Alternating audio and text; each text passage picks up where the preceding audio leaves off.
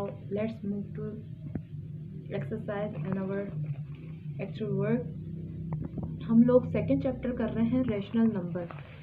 हम लोग rational number कर रहे हैं, उसकी हमने 2.2 का एक क्वेश्चन कर लिया था। सही, अब मैं जो है 2.2 का ये वाला क्वेश्चन करने लगी हूँ, मतलब क्वेश्चन नंबर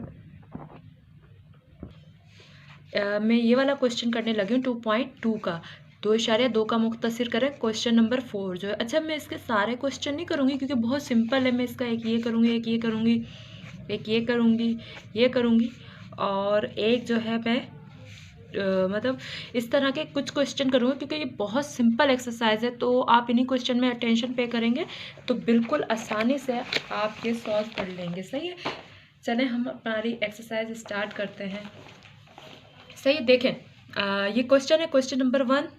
क्वेश्चन नंबर 1 है 5 डिवाइडेड बाई 8 3 डिवाइडेड बाई 2। वैसे हम लोगों ने जो 2.2 का पहले मैंने पार्ट 1 में आपको एलसीएम लेने सिखाया, पर क्रॉस मल्टीप्लिकेशन की वजह से ना आप डायरेक्ट इनको क्या कर, क्रॉस की वजह से यानी इस ज़रब की निशानी की वजह से डायरेक्ट आप इनको इस तरह से ज़रब कर दें। 5 दिया 15, 8 दूनी 16। कोई ऐसा टेबल है ही नहीं जिसमें 15 और 16 आता हो, तो बस ये आगे हल नहीं हो सकता। सही, इसी तरह से ये देखें। अब देखें ऊपर वाला क्वेश्चन जो पहले क्वेश्चन नंबर 1 में मल्टीप्लिकेशन थी, इसमें डिवाइडेशन की निशानी यानी डिवाइड होने की, तकसीम की निशानी। अब क्या करेंगे, इसमें थोड़ा सा आपको ये ज़रा मेरी ट्रिक ध्यान से देखिएगा।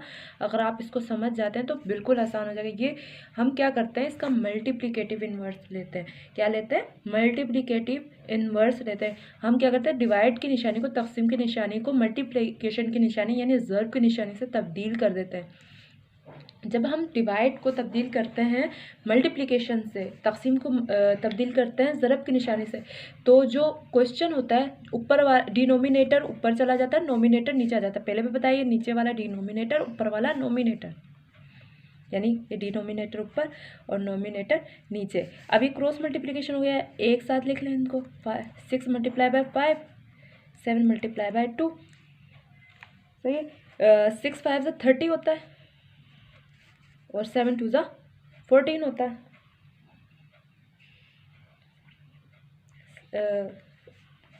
सही, अब आपने देखना है कि ऐसा कोई टेबल है जिसमें ये आते हों। तो अगर 6 5 30 ही होता है। अगर हम ये आगे सॉल्व हो रहा है, वैसे 14 और 30 किसी एक टेबल में नहीं आते, पर अगर हम 2 देख रहे हैं, 2 का टेबल अगर इसमें अप्लाई करें ना हम लोग, तो आपको पता है 2 7 14 होता है और 2 1 2 होता है। तो यहाँ बचे 1 जो इसमें मिल गया, तो ये 10 हो गया। तो 2 5 10 होता है। ओके, तो यानी आपका आंसर क्या आ गया, 15/7।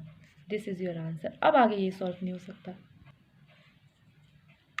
अब वही डिवाइडेशन की निशानी है, बीच में पहले भी बताया है, हम डिवाइड की निशानी को क्या करते हैं, इसका मल्टीप्लिकेटिव इन्वर्स लेते हैं। मल्टीप्लिकेटिव इन्वर्स लेते हैं, यानी मल्टीप्लिकेटिव इन्वर्स लेने के लिए हम क्या करते हैं, चले हम पहले ये लिख लेते हैं। सही, और यहाँ क्रॉस मल्टीप्लिकेशन होगी तो जो डिनोमिनेटर है वो ऊपर चला जाएगा और नोमिनेटर नीचे आ जाएगा। सही सही, अब आप इसको खोल के भी लिख लें इस तरह से। 6 minus multiply by minus 7 multiply by 7। 6 6 36, 7 7 49। सही, माइनस का था तो इसलिए ये माइनस आ जाएगा। That's it. कोई ऐसा टेबल नहीं है जिसमें 36 और 49 आता हो, तो बस यही आपका आंसर है। क्रॉस मल्टीप्लिकेशन है।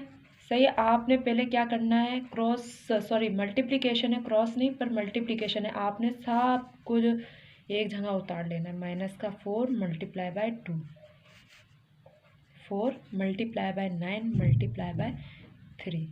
सही, 9 4 और 4 2 सही, 9 multiply by 4 multiply by 2 equals to 72। चलें ठीक है। सही है। और अब इस तरह से इनको भी ज़रब दे दें, कैलकुलेटर ले लें। सही है, 4 मल्टीप्लाई बाय 9 मल्टीप्लाई बाय 3, यह आ जाएगा 108 10।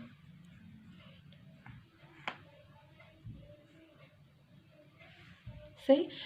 अब आपने देखना है कोई ऐसा टेबल है जिसमें जो है ये दोनों आते हों, तो मेरे हिसाब से आप 2 का टेबल अप्लाई करें इस पर। सही, किस तरह से? ऐसे 7 3 ज़ा 7 6 ज़ा 5 ज़ा 4, यहाँ आ जाएगा 54। अब देखिए क्या ये और सॉल्व हो रहा है, 2 के टेबल से और सॉल्व हो रहा है, 1 8 हो जाएगा। सही है, 2 7 हो जाएगा। सही, अब आगे आपके पास 18 और 27, तो 3 के टेबल में जो है 18 और 27 आता है आपका, ये आ जाएगा 6 और ये आ जाएगा 9, ये और फिर से 3 के टेबल में ये आ जाएगा 2 और ये आ जाएगा 3। सही है, यहाँ माइनस का 4 है तो ये माइनस का आएगा, तो दिस इज़ योर आंसर। ये आपको ये चीज़ समझ है, मैंने इसलिए अलग-अलग लिखी है कि 7 नहीं आता पर 6 आता है, इसलिए मैंने 1 2 को दे दिया तो ये 12 हो गया। इसी तरह से 10 आता है 5 पे और 8 आता है, इसी तरह से 5 नहीं आता है 4 आता है तो इसको दे दिया 14। तो इस तरीके कार को समझ लें, बिल्कुल आसान सा है। सही, नाउ मूव टू नेक्स्ट। सही, ज़रब की निशानी पहले हम इनकी ब्रैकेट खोल के इनको एक जगह पे लिख लेते हैं। माइनस का 2 मल्टीप्लाई बाय माइनस का 4 माइनस का 3, इसी तरह से 3 ये अब नीचे वाली -6 माइनस मल्टीप्लाई 4। सही, अब इस कैलकुलेटर यूज़ कर लेते हैं हम। कैलकुलेटर यूज़ करते हैं, 2 मल्टीप्लाई 4 मल्टीप्लाई 3 इक्वल्स टू 24। सही, इसी तरह से माइनस है तो मैं यहाँ माइनस ज़रा सा लिख लेती हूँ।